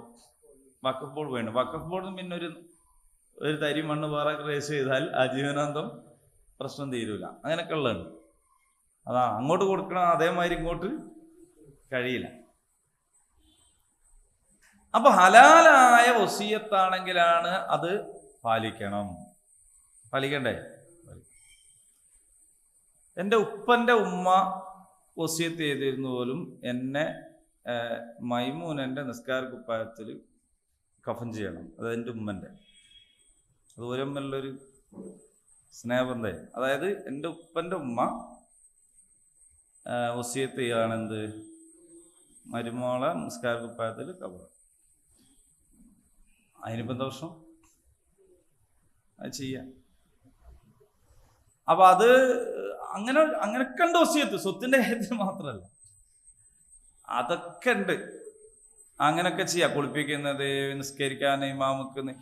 നിസ്കരിക്കുമ്പോൾ ഇമാമ് നിൽക്കേണ്ടത് ആരാണെന്ന് ചോദിച്ചാല് ഒന്നാമത്തെ ചാൻസ് മക്കളല്ല, വസിയത്ത് ചെയ്യപ്പെട്ട ആളാണ്. ഇന്ന ആള് വസിയത്ത് ഉണ്ടെങ്കിൽ അതാണ്.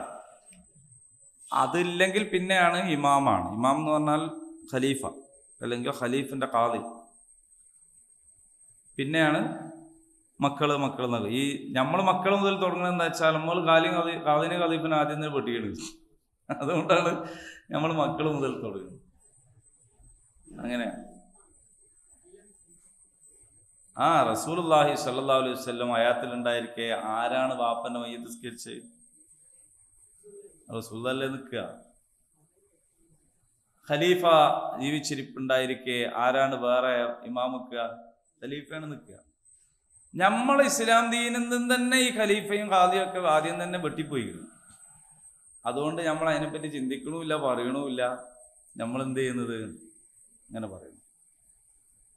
ഓക്കെ. അപ്പോൾ അനന്തരാവകാശത്തിന്റെ കൃത്യതയുള്ള നിയമം വരുന്നതിനു മുൻപ് ആദ്യകാല സമൂഹത്തിന് വന്ന നിയമമാണ് വസിയത്ത് നിയമം. ആ വസിയത്ത് നിയമം എന്തുകൊണ്ട് ഇതിൽ ഇപ്പോഴും നിലനിൽക്കുന്നു എന്ന് ചോദിച്ചാൽ, അനന്തരാവകാശികൾ ആയി എണ്ണപ്പെട്ടിട്ടില്ലാത്തവർക്ക് ഇപ്പോഴും ഈ നിയമം തന്നെയാണ് ബാധകമാവുക. അനന്തരാവകാശികൾക്കും ഈ വസിയത്ത് ബാധകമാണ്. പക്ഷേ ആ വസിയത്ത് അള്ളാഹ് ചെയ്തിട്ടുണ്ട് എന്ന് മാത്രം. എന്ത്? ഉമ്മക്കിത്ര, വാപ്പക്കിത്ര, മക്കൾക്കിത്ര. അങ്ങനെ അള്ളാഹു വസിയത്ത് ചെയ്തിട്ടുള്ള അനന്തരാവകാശികൾക്ക് നിയമം മൂലം തന്നെ കിട്ടിയ ആളുകൾക്ക് ഇനി നമ്മൾ എന്ത് ചെയ്യരുത്? വസിയത്ത് ചെയ്യരുത്. അങ്ങനെ അല്ലാത്ത ആളുകൾക്ക് നമ്മൾ വസിയത്ത് ചെയ്യാം. ഇനി ഈ നിയമം നടപ്പിലാക്കേണ്ട ഒരു സാഹചര്യം മുസ്ലിങ്ങൾക്ക് ഏതെങ്കിലും രാജ്യത്ത് എപ്പോഴെങ്കിലും ഉണ്ടായാൽ ഈ നിയമം അവിടെ അതങ്ങനെ തന്നെ അനുസരിക്കുകയും ചെയ്യാം. ഇതാണ് ഇതുമായിട്ട് ബന്ധപ്പെട്ടുള്ളത്. അപ്പൊ കഴിഞ്ഞ ആയത്തിൽ കുത്തിബാലിക്കും ഖിസാസ് പറഞ്ഞു, ഇവിടെ വസിയത്തുമായി ബന്ധപ്പെട്ട നിയമം പറഞ്ഞു. അപ്പൊ ശരിക്കും പറഞ്ഞാൽ ഈ അനന്തരാവകാശത്തിലും സ്വത്ത് ഓരിവെക്കുന്നതിലൊക്കെയാണ് പലപ്പോഴും എന്ത് സംഭവിക്കല്? കൊലപാതകം വരെ സംഭവിക്കുക. നീതിപൂർവകമായിരിക്കുക. ഇസ്ലാം നീതിയുടെ ദീനാണ്. നീതി പാലിക്കണം. നീതി വിട്ടിട്ടുള്ളൊരു കളിയില്ല. കണക്കനുസരിച്ചിട്ട് നീതി പാലിക്കുന്നതിൽ വൈകാരികതയ്ക്ക് വലിയ സ്ഥാനം ഉണ്ടാവില്ല. പക്ഷേ ആ വൈകാരികതയെയും ഇസ്ലാം അഡ്രസ് ചെയ്യുന്നു എന്നതുകൊണ്ടാണ് ഈ വസിയത്ത്. കാരണം നിയമം അനുസരിച്ചിട്ട് ഉള്ള ആ സംഗതിയിൽ വൈകാരികതയ്ക്ക് സ്ഥാനം കൊടുക്കാൻ പറ്റൂല. അപ്പൊ എന്ത് ചെയ്യണം? പക്ഷേ വൈകാരികതയെയും ഇസ്ലാം അംഗീകരിക്കുന്നു. ആ വൈകാരികതയാണ് നിങ്ങൾ വസിയത്ത് ചെയ്തിട്ട് പരിഹരിക്കണം എന്ന് പറഞ്ഞു. അത് ഓരോരുത്തർക്കും ഓരോ രീതിയിലായിരിക്കും. ഞാൻ നേരത്തെ പറഞ്ഞ അമ്മായി എല്ലാ പുരയിലും ഉണ്ടാവില്ല അല്ലേ? ഉള്ളവരങ്ങനെ ചെയ്യണം. അല്ലാത്ത ആൾക്കാർക്ക് അല്ലാത്ത നിയമമായിരിക്കും. അതെല്ലാവർക്കും കൂടി ഒരു സംഗതി പറയാൻ പറ്റൂല. നിങ്ങൾ ഇന്ന ആൾക്ക് കൊടുക്കണം, ആ ആൾക്ക് ഉണ്ടായിക്കൊള്ളണമെന്നില്ല, അല്ലെങ്കിൽ അങ്ങനെ കൊടുക്കേണ്ടത് ഉണ്ടാവൂല. അതൊക്കെ ഓരോരുത്തരുടെ വഴി. മയ്യത്ത് കാണുക എന്നതിനൊരു പുണ്യമില്ല, പക്ഷേ അതൊരു വൈകാരികതയാണ്. നമുക്കൊന്ന് കാണാം, അവസാനത്തിൽ നോക്ക് കാണാം.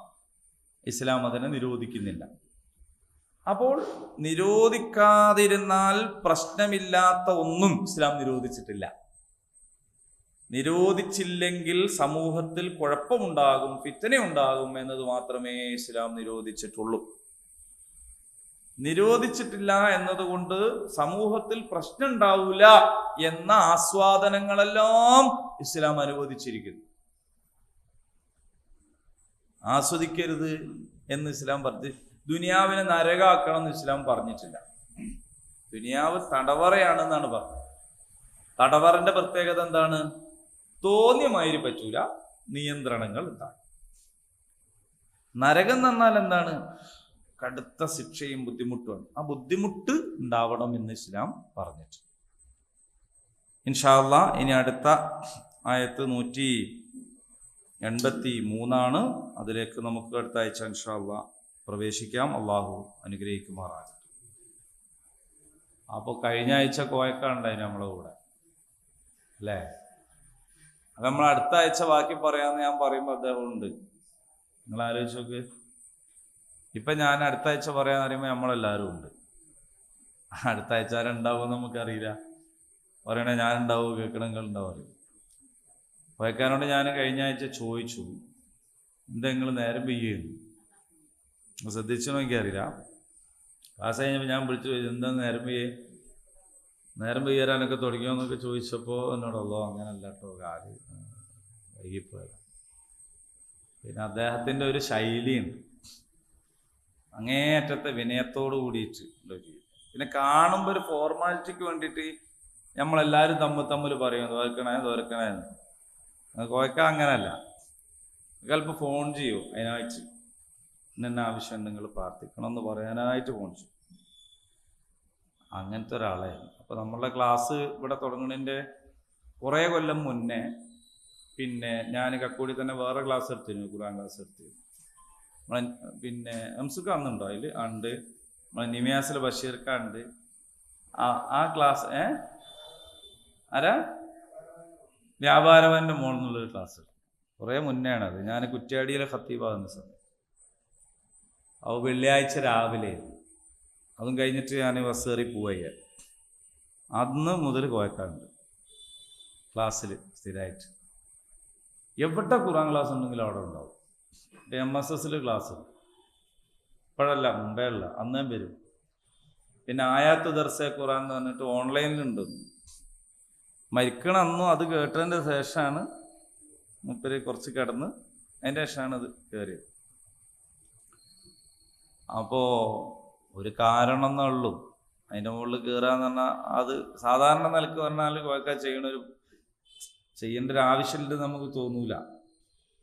പ്രത്യേകിച്ച് അല്ലാണ്ട് തന്നെ നടക്കുമ്പോൾ കാലിന് വേദന ഒരാൾ ടെറസിൻ്റെയും മുകളിൽ അതിൻ്റെയും മുകളിലൊക്കെ കയറൂല. പക്ഷേ ഉയരത്ത് നിന്ന് വീണ് മരിച്ചാൽ രക്തസാക്ഷിയാണ്. ഒരുപക്ഷെ അള്ളാഹു ഷഹാദത്ത് കൊടുക്കാൻ വേണ്ടി മേലോട്ട് കൂട്ടിക്കൊണ്ടുപോയതായിരിക്കാം. അള്ളാഹു അല്ല, നമുക്കറിയാം. അള്ളാഹിൻ്റെ കണക്ക് ഇങ്ങനെ നമുക്കറിയാത്തൊരു കണക്കുണ്ട്. അതാണ് ശരിക്കുള്ള കണക്ക് കേട്ടോ.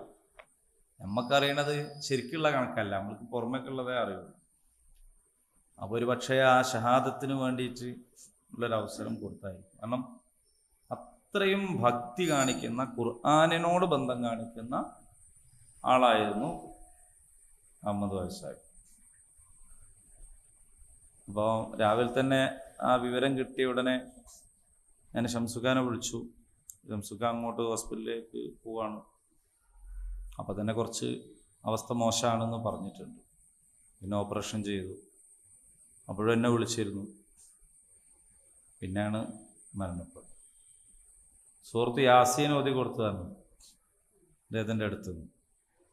ഓപ്പറേഷൻ കഴിഞ്ഞതിൻ്റെ ശേഷം അപ്പം ഇങ്ങനെ വെന്റിലേറ്ററിൽ ഇങ്ങനെ ഇതിങ്ങനെ പോവുമല്ലോ, ഇങ്ങനെ പോയി യാസീൻ കംപ്ലീറ്റ് ആയതിൻ്റെ ശേഷമാണ് മരിച്ചത്. അപ്പം അതൊക്കെ ഒരു സംഗതി. അള്ളാഹു മഗ്ഫിറത്തും മർഹമത്തും നൽകി അനുഗ്രഹിക്കുമാറാകും. ഇന്ന് വൈകുന്നേരം 4:15 വേങ്ങേരി മദ്രസ ഒരു അനുസ്മരണ യോഗമുണ്ട്. സാധ്യമായ ആൾക്കാരൊക്കെ നാടൻ വരെ വരിക. മരണപ്പെട്ടു പോയവരെ പറ്റി നല്ലത് പറയുന്നത് അവർക്ക് കൂടുതൽ അവരുടെ പദവി വർദ്ധിക്കാൻ കാരണമാവുന്ന വിശ്വാസം പറഞ്ഞിട്ടുണ്ട്. അനിവാര്യമായി എന്നാണ് ഒരാളെ തെറ്റ്. അപ്പോൾ എന്താ അനിവാര്യമായെന്ന് വെച്ചുമ്പോൾ സ്വർഗ്ഗം അനിവാര്യമായിരുന്നു. എന്താ കാര്യം എന്ന് വെച്ചുമ്പോൾ ആളുകളെല്ലാവരും ഇദ്ദേഹത്തെക്കുറിച്ച് നല്ലത് പറയുന്നു. അങ്ങനെ സംഭവം. അപ്പോൾ ഇന്ന് 4:15 അസറിന് ശേഷം അല്ലേ, അസസ്കാരം കഴിഞ്ഞ ഉടനെ വേങ്ങേരി മദ്രസയിൽ വെച്ചിട്ട് ഒരു അനുസ്മരണ സദസ്സുണ്ട്. അതിൽ സാധ്യമായ ആളുകളൊക്കെ പങ്കെടുക്കാം. അള്ളാഹു സുബ്ഹാനഹു തആല നമ്മളെല്ലാവരെയും സ്വർഗത്തിൽ ഒരുമിച്ച് കൂട്ടി അനുഗ്രഹിക്കുമാറാകട്ടെ. അപ്പോൾ നമ്മളെ കൂടെ അങ്ങനെ ഉണ്ടായിട്ട് അങ്ങ് പോകുമ്പോഴുള്ള ഒരു സംഗതിയാണ്. നമ്മൾ ക്ലാസ്സിൽ വരുന്നവർ ആദ്യമായിട്ടല്ലേ മരണപ്പെടുന്നത് അല്ലേ? ക്ലാസ്സിൽ വരുന്നവരാണ്. അള്ളാഹു സുബ്ഹാനഹു തആല മഗ്ഫിറത്തും റഹ്മത്തും നൽകി അനുഗ്രഹിക്കുമാറാകട്ടെ. ഞാൻ ഖുർആനോട് കാണിച്ചിട്ടുള്ള ബന്ധം, അത് പഠിച്ചത് ഏറ്റവും നന്നായിട്ട് ഖുർആൻ പാരായണം ചെയ്യൽ, അള്ളാഹു അതൊക്കെ സ്വീകരിക്കുമാറാകട്ടെ. ഒരുപാട് തറാവി നിസ്കാരത്തിന് ഇമാം വന്നിട്ടുണ്ട്. ആ പാരായണം മനോഹരമായതുകൊണ്ട് പിന്നിൽ നിന്ന ആളുകളുണ്ട്. അള്ളാഹു അതൊക്കെ സ്വീകരിക്കുമാറാകട്ടെ. നമ്മളെല്ലാവരെയും അള്ളാഹു അപകടങ്ങളിൽ നിന്ന് കാത്തുരക്ഷിക്കുമാറാകട്ടെ. നമ്മുടെ കുടുംബങ്ങളെയും മക്കളെയും ഒക്കെ റഹ്മാനായ റബ്ബ് പെട്ടെന്നുള്ള മരണത്തിൽ നിന്ന് കാത്തുരക്ഷിക്കുമാറാകട്ടെ. റബ്ബനാ ആതിനാ ഫിദ്ദുനിയ ഹസന വഫിൽ ആഖിറതി ഹസനത വഖിനാ അദാബന്നാർ. ആമീൻ. അൽഹംദുലില്ലാഹി.